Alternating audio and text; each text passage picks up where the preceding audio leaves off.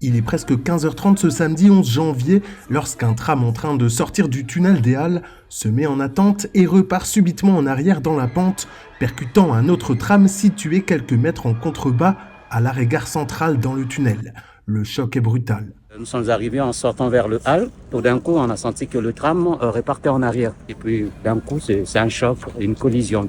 Les portières se sont envolées pour certains. Et puis, bon, ceux qui ont pu se tirer dès les premières heures, ils sont partis. Et puis voilà, nous, on a pu aider ceux qui étaient là à terre. Et puis voilà, je pense que c'est tout. Les dégâts sont impressionnants et laissent présager le pire aux unités de secours. Le plan nombreuses victimes est déployé.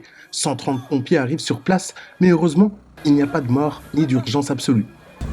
On a à peu près une cinquantaine d'urgences relatives qu'on appelle, avec des blessures qui ne sont pas vitales. Plaies au cuir chevelu, on a une ou deux clavicules, fracture de clavicule, une entorse du genou.